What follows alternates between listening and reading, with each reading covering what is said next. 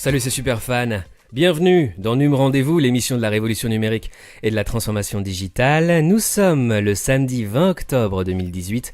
Que s'est-il passé ces dernières 24 heures dans le monde de la tech ? En un peu plus de 5 minutes, exceptionnellement, parce qu'on est samedi et que j'ai un peu plus de temps qu'en semaine, c'est parti. Les startups françaises ont levé 53 millions d'euros du 13 au 19 octobre 2018, donc au cours de la semaine dernière. Tu trouveras la liste de toutes les startups et de leur levée de fonds sur Madines. D'ailleurs, tous les articles mentionnés dans cette vidéo sont évidemment dans la description de cette vidéo sur YouTube avec tous les liens directs. Première startup, Coop Thalys, RH, 20 millions d'euros. En fait, c'est une plateforme de services aux expatriés. Syntony Mobilité, 15 millions d'euros. Et Metron Énergie, 8 millions d'euros. Mark Zuckerberg, sur le point de se faire évincer par les investisseurs de Facebook ? On en a déjà parlé hier. Instagram s'associe à La Fourchette pour vous permettre de réserver une table au restaurant. Instagram lance la Story School pour apprendre aux entreprises à utiliser les stories. Snapchat dévoile Lens Studio et donne vie aux objets 2D. Facebook Ads introduit l'optimisation de la rétention des utilisateurs pour les applis. Facebook a introduit de nouvelles façons pour les annonceurs d'applications mobiles de cibler les utilisateurs qui sont les plus susceptibles de rester engagés. Ça, c'est extrêmement important pour les marketeurs. C'est un vrai défi qu'ont tous les marketeurs. Facebook cite une étude de 2017 qui dit que seuls 10 à 12% des utilisateurs d'applications restent actifs 7 jours après le téléchargement d'une application et seuls 4 à 5% restent actifs 30 jours après. Tu le sais toi-même, tu as plein d'applications sur ton téléphone que tu n'utilises jamais ou presque pas. L'ancien vice-premier ministre britannique Nick Clegg rejoint Facebook. Facebook avait besoin de recruter un diplomate et Nick Clegg était le choix le plus intelligent. Les fake news sur Facebook diminuent aux États-Unis et en France selon 3 études. Alors c'est vrai, mais dans des pays comme le Myanmar, l'Inde et le Sri Lanka, les fake news continuent d'inonder les réseaux sociaux et en particulier Facebook, et ça conduit à des violences dans le monde réel, malheureusement. Uber s'intéresse au marché du travail à la demande avec UberWorks, on en a déjà parlé hier aussi. Serveur vigile, Uber cherche à ubériser d'autres secteurs de l'emploi. Et pendant ce temps-là, précarité, chute des revenus, en colère, les livreurs de Deliveroo manifestent à Paris. Le CEO d'Apple demande à Bloomberg de retirer son rapport sur la surveillance chinoise. Le PDG d'Apple, Tim Cook, demande à Bloomberg de supprimer son article sur les puces chinoises qui, soi-disant, espionneraient les grandes entreprises américaines du numérique. Et d'ailleurs, toutes les entreprises ont nié les faits avancés par Bloomberg.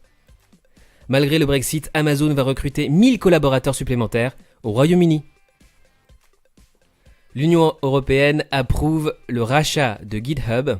C'est une plateforme collaborative de développement de logiciels par Microsoft pour 7,5 milliards de dollars. L'Allemagne championne des brevets de voitures autonomes.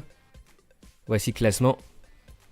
Bosch, Audi, Continental, Volkswagen, Daimler. D'ailleurs, il n'y a aucune entreprise française. C'est vraiment inquiétant. La RATP s'apprête à tester des bus autonomes. La Société Générale expérimente la carte bancaire biométrique. Comment fonctionne la carte bancaire à empreinte digitale expérimentée par la Société Générale ? Avec son nouveau pôle lyonnais, Orange veut devenir un leader européen de la cybersécurité.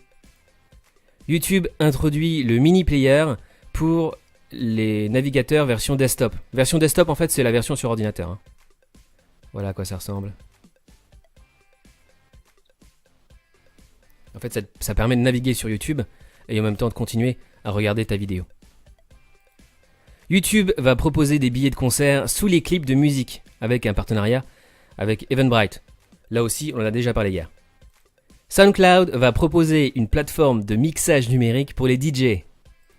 Des vendeurs interdits d'aider les clients à résilier leur abonnement. SFR mise à mal par une enquête. Ça, c'est juste scandaleux.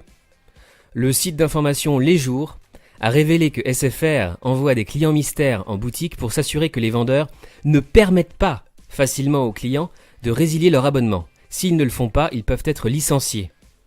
En aucun cas, le conseiller ne doit communiquer le numéro du service client 1023, ni de donner les coordonnées du service résiliation. Voilà ce qui est inscrit en rouge sur blanc dans une directive interne de SFR de 2017 que le site d'information et d'enquête Les Jours a publié le 18 octobre 2018. C'est juste scandaleux à l'heure où on parle d'expérience client, de customer centric. Voilà ce qui se passe en France.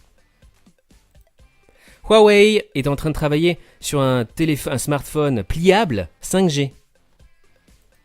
La Chine veut placer une fausse lune en orbite pour gagner de la lumière. C'est sérieux, hein, c'est pas une blague. La Chine obtient une pièce du PAI. Alors le PAI, c'est le Partnership on AI, le partenariat de l'intelligence artificielle. Pourquoi le fait que Baidu rejoigne le consortium américain sur l'intelligence artificielle est énorme? J'en ai déjà parlé hier et je vous ai dit à quel point c'était important.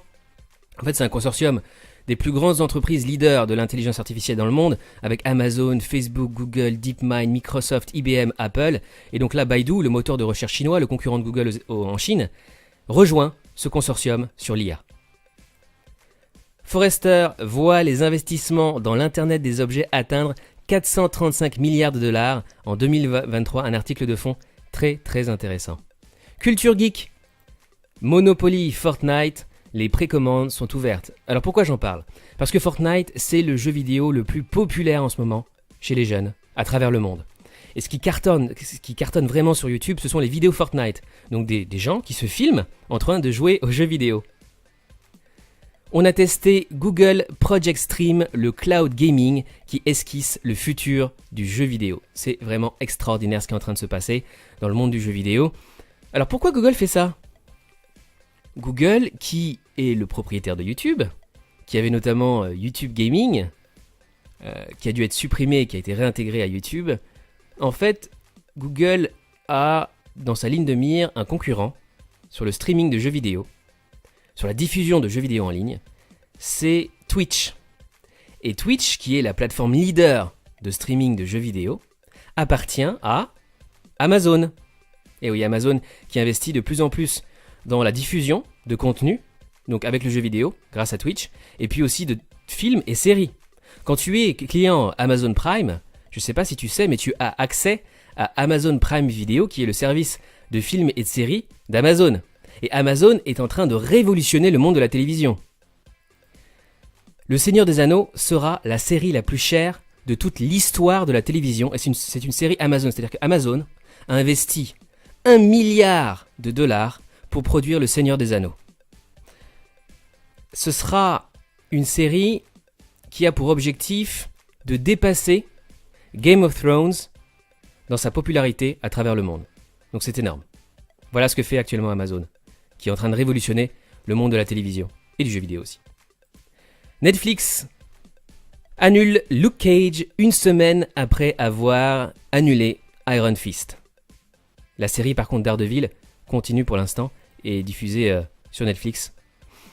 C'est plutôt une bonne nouvelle, hein, parce que moi qui suis fan de Marvel, fan de Luke Cage et Iron Fist depuis mon enfance, j'ai été abreuvé au magazine Strange, Spécial Strange, Nova, Titan aux éditions Lug, puis Semic dans les années 80 et 90. Je trouvais que ces séries n'étaient pas à la hauteur des comics originaux de Marvel. Mais il y a une autre raison aussi, c'est peut-être pas non plus une raison d'audience, c'est pas seulement qu'une raison d'audience. L'autre raison pour laquelle Netflix a dû annuler Luke Cage et Iron Fist, ces séries Marvel, c'est parce que Disney, propriétaire de Marvel, va lancer son propre service de streaming. Donc Disney va en fait avoir ses propres séries et ses propres films sur sa propre plateforme. Et Disney a déjà annoncé qu'elle allait produire des séries adaptées des personnages Marvel Avengers. Par exemple, Loki pourrait avoir sa propre série sur ce nouveau service de streaming Disney. Et il n'y a pas seulement que Disney, hein. DC Comics et Warner Bros vont aussi avoir leur propre service de streaming. Et enfin, j'aimerais faire une petite dédicace à François Gomez, qui est apparemment un des fans de cette émission du Rendez-vous, qui a fait une vraie campagne de communication hier sur les réseaux sociaux pour promouvoir l'émission. Donc merci beaucoup à toi François, c'est grâce à des gens comme toi que j'ai encore la motivation de continuer sur YouTube, parce que c'est très difficile d'exister sur cette plateforme. C'est tout pour aujourd'hui, merci d'avoir regardé Num Rendez-vous. Pour des news tech du mardi au samedi, abonne-toi à ma toute nouvelle chaîne YouTube Fan Rendez-vous. Et pour des news mises à jour en temps réel, 24h sur 24, 7 jours sur 7, j'ai 3 comptes Twitter pour ça, un NumRDV, mon compte en français, TechRDV, mon compte en anglais, et MarketingRDV, mon compte sur le marketing digital. Si tu aimes mes vidéos, si tu aimes cette émission, je te demande s'il te plaît de liker, de laisser un pouce en l'air sur YouTube, de partager aussi la vidéo sur les réseaux sociaux, et puis de commenter en bas de la vidéo sur YouTube. Ça permet de donner en fait plus de visibilité à la vidéo sur YouTube. Merci beaucoup. Je te souhaite un excellent week-end et on se retrouve mardi pour un nouveau Num Rendez-vous. Salut, ciao.